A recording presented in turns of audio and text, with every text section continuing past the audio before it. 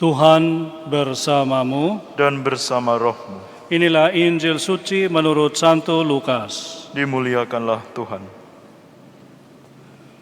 Sekali peristiwa, Yesus bersabda kepada murid-muridnya, "Dengarkanlah perkataanku ini, kasihilah musuhmu, berbuatlah baik kepada orang yang membenci kamu, berkatilah orang yang mengutuk kamu, berdoalah bagi orang yang berbuat jahat terhadap kamu. Bila orang menampar pipimu yang satu, berikanlah juga pipimu yang lain. Bila orang mengambil pakaianmu, biarkan juga ia mengambil jubahmu. Berilah kepada setiap orang yang meminta kepadamu, dan janganlah meminta kembali kepada orang yang mengambil milikmu. Sebagaimana kamu kehendaki supaya orang melakukan sesuatu kepadamu, lakukanlah juga demikian kepada mereka. Jika kamu mengasihi orang yang mengasihi kamu, apakah jasamu? Karena orang-orang berdosa pun mengasihi juga orang-orang yang mengasihi mereka. Sebab jika kamu berbuat baik kepada orang-orang yang berbuat baik kepadamu, apakah jasamu? Orang-orang berdosa pun berbuat demikian. Jika kamu meminjamkan sesuatu kepada orang dengan harapan akan memperoleh sesuatu dari dia, apakah jasamu? Orang-orang berdosa pun meminjam kepada orang-orang berdosa supaya mereka menerima kembali sama banyak. Tetapi kamu kasihilah musuhmu dan berbuatlah baik kepada mereka, dan pinjamkanlah tanpa mengharapkan balasan. Maka upamu akan besar dan kamu akan menjadi anak-anak Allah yang maha tinggi. Sebab ia baik terhadap orang-orang yang tidak tahu berterima kasih, dan terhadap orang-orang jahat. Hendaklah kamu murah hati, sama seperti Bapamu adalah murah hati. Janganlah kamu menghakimi, maka kamu pun tidak akan dihakimi. Janganlah kamu akan mempersalahkan, maka kamu pun tidak akan dipersalahkan. Ampunilah, maka kamu akan diampuni. Berilah, maka kamu akan diberi.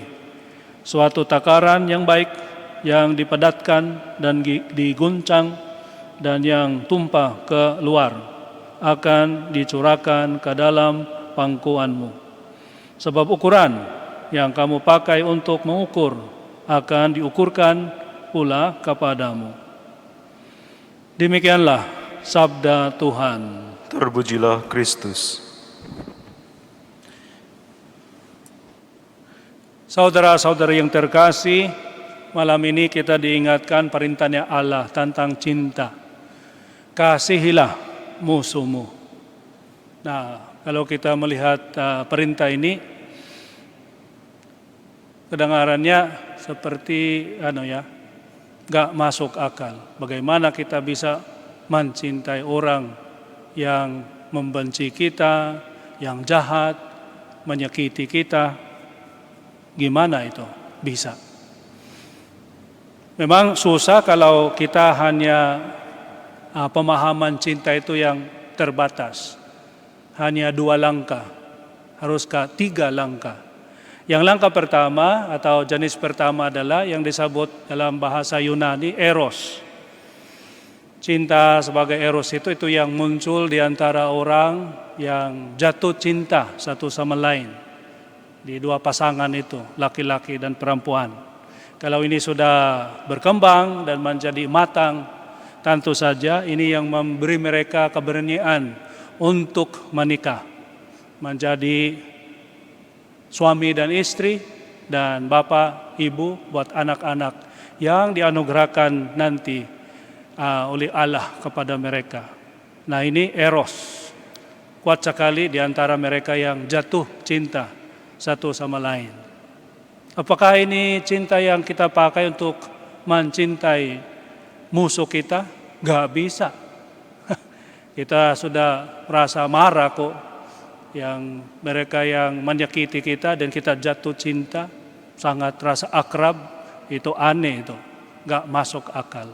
Jadi gak bisa kalau kita pakai hanya eros sebagai cinta yang kita bikin sebagai modal untuk mencintai musuh kita.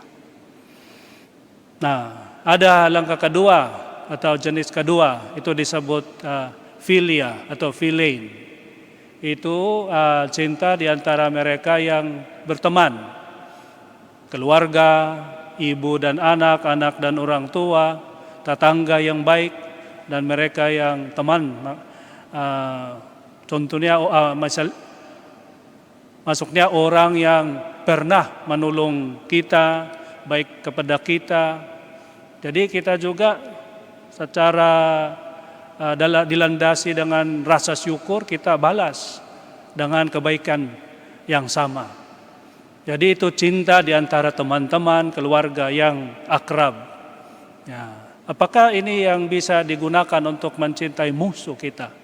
Gak bisa lagi. Karena gimana kita bisa mencintai mereka, bersyukur karena mereka ada? Gak bisa. Jadi ada cinta lain, yang ketiga itu disebut agape. Cinta ini di jenis cinta di mana kita ini gak muncul atau berdasar dari perasaan yang enak. Kita rasa enak, rasa senang, bergembira, bahagia dengan orang ini. Itu gak dari situ, tapi bukan dari perasaan, tapi dari keputusan, akal budi ya, atau the will, keputusan. Kita memutuskan, ambil keputusan. Orangnya jahat, orangnya sangat gak jujur, orangnya punya masalah banyak di hidupnya, tapi kita tetap mendoakan dia. Biasanya seringkali kita merasa gak enak, lebih mudah untuk marah kepada dia, membenci dia. Tapi kita secara keputusan, saya mau membantu dia. Nah itu. Jadi cinta ini cinta yang memungkinkan kita menjadi seperti Allah. Karena benar-benar ini cintanya Allah. Dia agak mencintai kita karena kita baik dengan dia, enggak. Karena dia adalah baik. Jadi satu alasan mengapa kita melakukan ini bukan karena orangnya, tapi karena kita yang baik. Jangan sampai terpengaruh dengan perilaku atau sifat orang ini. Kalau dia jahat, saya jahat juga. Enggak. Nah ini yang bisa mengatasi tantangan ini. Jadi bagaimana caranya? Yang pertama adalah kita jangan sampai tertipu. Kalau orang ini sering melakukan hal yang jahat dan kita ambil kesimpulan atau seperti menghakimi orang, orang ini jahat. Ya itu seringkali atau selalu salah. Bisa kita bilang bahwa orang ini melakukan hal yang jahat, tetapi dia orang baik. Maksudnya kita selalu harus percaya bahwa di dalam orang ini, semua orang saja ada kebaikannya. Mungkin yang disembunyikan, masih mungkin ditutupi dengan masalah hidupnya, masa lalu. Mungkin saat dia masih kecil, dia punya pengalaman yang bikin seperti itu, sifat yang seperti karakternya. Tetapi kalau ada yang mengarahkan dia kepada jalan yang benar, ternyata bisa menjadi orang baik karena ada modal di dalam. Nah, modal ini yang dikasih kepada kita oleh Tuhan atau Allah kita. Nah, jadi itu yang pertama, kita harus percaya, sangat yakin bahwa bagaimana jahat pun orang ini ada kebaikannya. Nah, kalau kita sudah putus asa, sudah mulai menghakimi orang ini, gak ada harapan. Dia sudah hancur hidupnya, dia gak bisa membaik lagi hidupnya. Nah, kalau kita sudah menghakimi, nah itu yang disebut dalam bacaan Injil, jangan menghakimi. Karena apalagi kalau ada kerjasama dengan Tuhan, dengan rahmat dan bantuan Tuhan pasti yang kelihatannya gak bisa ternyata bisa. Tidak ada yang mustahil dengan Allah. Yang kedua adalah jangan hanya kalau kita benar-benar mencintai musuh kita, jangan hanya sampai kita tidak melakukan hal yang jahat. Karena ada yang bilang bahwa jangan melakukan apa saja yang kamu gak mau dilakukan kepada kamu. Nah, contoh, kita gak mau dibohongi, jadi kita gak membohongi orang lain. Kita gak mau disiksa, karena itu kita gak menyiksa orang lain. Kita gak mau disakiti, jadi kita gak mau menyakiti orang lain. Nah, ini kita tidak melakukan hal yang jahat kepada orang lain. Ini sudah baik, tapi gak cukup untuk mencintai musuh kita. Karena cinta itu ada tujuan untuk memperbaiki, mengubah cara hidup orang ini. Jadi lebih arah ke positif. Maksudnya seperti yang dikatakan dalam bacaan Injil, lakukanlah saja hal yang mau kamu dilakukan kepada dirimu. Jadi kita maunya dibantu oleh orang lain. Jadi kita membantu orang lain. Kita mau dipahami.